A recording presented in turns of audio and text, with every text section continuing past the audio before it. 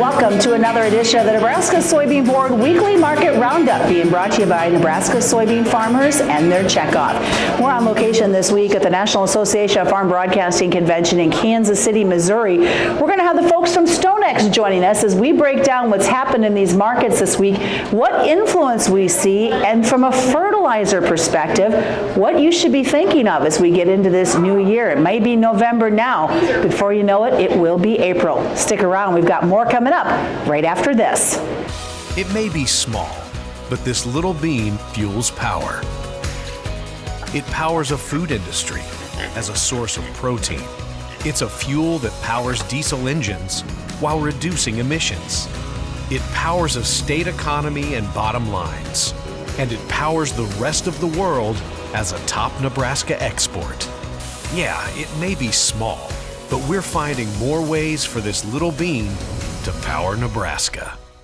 And welcome back once again. Joining us for the first part of this is Arlan Suderman. Of course, Arlan is with StoneX. And we know that, Arlan, there's been a lot of factors that have been weighing into this market trade this last week. And election has been, I think, the biggest kind of elephant in the room, shall we say, when you look at these markets. It really is. It's the Trump factor, so to speak. And one of the things I've seen in the industry is when you go to Wall Street is there's a lot of voices in the ears of fund managers. And what those voices are saying is when a major event happens, this is the way you should trade it.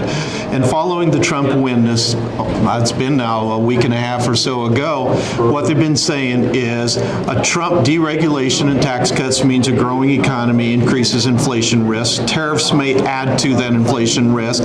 So buy the dollar, short the other commodities and countries that might be hurt by it. So that would be China, that'd be Mexico, that would be Europe, a lot of different countries. So the dollar's been seeing unusual strength, rising to new one-year highs, on the cusp of maybe two-year highs, and that creates headwinds for the commodities. The other thing they're hearing is trade war with China. We don't know if that'll happen, but that is negative for soybeans, so therefore shorting the soybeans. They're hearing we'll quickly have peace in Ukraine, and so that means we can remove the war risk premium in wheat prices. And so basically the theme, if you go through all those, has been short the commodities, buy the equities. Once we get through this round, then we'll go back to what are the actual supply and demand fundamentals. So how about from a Wall Street perspective is all this weighing in? Because we know that Wall Street trickles in to our commodities. It's having a huge impact now in the short term with wheat and soybeans both targeting tests of those August lows, and that's a painful level to be at. When you look at wheat, I think we've got some real opportunities going forward because we see Russia and Ukraine really pulling back on their exports as we get into maybe January, February, and beyond, which should start giving us more export business at that point. As we look at corn, I think corn has some opportunities, stronger demand than what USDA anticipated. We've been anticipating that all along. I think corn would be doing better now if wheat and soybeans weren't doing so poorly. Soybeans, though, it's really hard to build a positive case right now. We're going to have some black swan event to help support that because right now it doesn't look good for soybeans. But exports this week, I mean, we saw that appetite continue every day, even with the holiday on Monday. We've had some sort of notification of some buys. Definitely on the corn. Soybeans, I thought maybe we'd see China step in and increase those that get caught up to where they need to be after the election. That hasn't happened. They still have about a third of their December expected shipments to be bought yet. They have 90% of their January shipments to be bought yet. They haven't. Does that mean they're going to just lean on reserves? And those expected shipments are about half of what they do when they're leaning on Brazil. So we really need them to step in. Now, as we talk to our people in China, what they're hearing on the ground is three possible scenarios. One is Trump administration, things get worse and they cut off even more from us.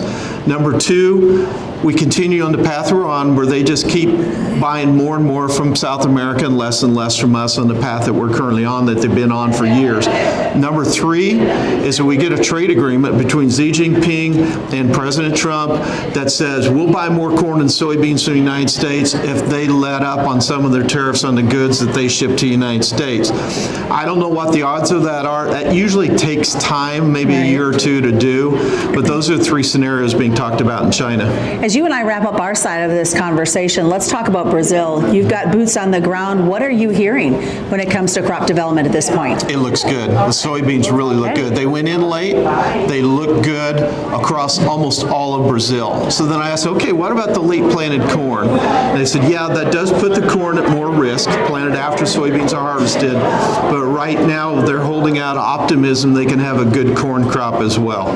Which will make it interesting, and I think you and I talked midweek about this, what that means for us and our export opportunities. So really, when it comes to exports, everything is up in the air until after we get through maybe 1st of February, after we get that inauguration underway and kind of get a feel as to where everything is at. The one thing we have working for us in corn is that the Black Sea continues to move away from corn, but toward oilseeds, and Argentina is doing the same thing. That's the number 3 and number 4 exporters in the world. So that just leaves, okay, what happens in Brazil now? All right, real quick, what are you thinking for next week? What is your thought in the movement as we continue to move away from this election?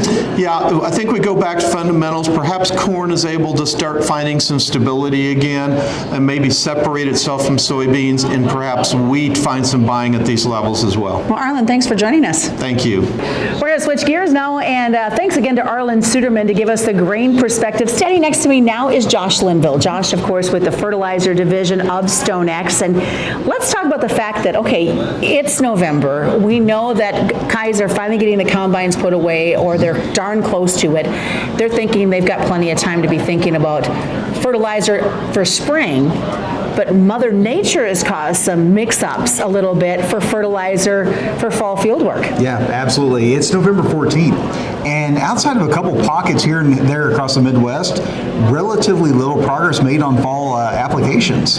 Now, I'm not ready to sit there and say, oh my gosh, we're in deep trouble, we need to talk about spring, but it's moving up the list every single day. Every time we get to December, that is living on absolute borrowed time. There's nothing about December that is guaranteed we're going to get any application done. We might. We've gone in January, February before, but the chances drop significantly. And the big fear now is that we get a couple more timely rains. And I know here in Kansas City, we've got another system moving through Sunday, Monday, and a call I just got off of before coming up here, another system following that Thanksgiving week. Think about how long it takes for that moisture to soak in or dry off. Your chances of getting a fall run done diminish significantly as you start getting into December. Then all of a sudden, if we have that situation, we get to where all of a sudden we didn't have a very good fall run, now we have to start talking about how easily are we going to be able to do it all in spring. That's going to be hard. And the fact that, as Arlan alluded to when he was talking, there's a lot of geopolitical concerns with elections and stuff like that. You and I've had that conversation as well. What is going to happen fertilizer-wise as we move into the new administration? Yeah, we look at Russia. That's the greatest one. They've been in Ukraine now for quite a while. Now, I would say that Putin and Trump seem to have a fairly cordial relationship. I'm not going to say good, but they at least seem to see eye to eye. So does that mean Trump is going to have any success in pulling them out of Ukraine? Or is that going to turn into a situation where two egos start butting heads? Trump likes tariffs. Are we going to see tariffs on Russia? They're a major exporter of every product. China, are they going to make a move on Taiwan? China's a major exporter of nitrogen and phosphate. The Middle East, Iran and Israel. Iran alone exports almost as much as China does for urea every single year. The Middle East and North Africa, 1 out of every 2 tons of urea around the world that gets exported comes from that small part of the map. So yeah, we still got these areas. They haven't gotten out of control. They haven't gotten bigger than what they are. And it seems like we're just shuffling towards that cliff. What about our fertilizer purchases or pre-purchases going into the spring? Are we getting any concerns of shortages, or is it just too early to tell at this point? Too early to tell. I will say, if you have made purchases with your retailer, chances are those tons are either in place or put in a location they can easily access them. I would say the best thing to do with that, have a conversation with that retailer, with the person that you talk to or that you purchased them from. Where are my tons? Are they in the shed? Are they close by? And just ensure that, hey, I'm thinking about it. I want to make sure this is on the top of our list. We want to make sure our tons that we paid for are in place. I think most people having that conversation will find out it's good. Retailer does a very, very good job job in their role, making sure product is where it needs to be when it needs to be there. And Josh, just really reiterating to everybody, you can't wait, because yes, it's November, but it will be April, and then you'll be kicking yourself if you didn't take care of this ahead of time. Absolutely. You start to think about this from a global perspective. If you and I came together and said, hey, we're going to buy a urea vessel from the Middle East today, we have the product at the port, we have the ship empty and ready to be loaded. That ship won't be here until the middle of December. That's on the shores. Now to get it to us here in Kansas City, another 30 days. It is middle of January, and it's okay, but we're not talking today. We're talking about people waiting until January, February, March to make these decisions. That's where all of a sudden you start making your decisions in March and the market hasn't prepared for it, you're almost too late. Don't blame the retailer. Got to have those conversations. They can't do it without you. Josh, thanks for joining us. Anytime. Of course, joining us is Josh Linville as well as we look at today's markets and what we saw this past week. A quick reminder to everybody that commodity futures and options do involve a substantial risk of loss, not suitable to all investors. And that's been another edition of the Nebraska Soybean Board Weekly Market Roundup this week from Kansas City and the NAFB Annual Convention.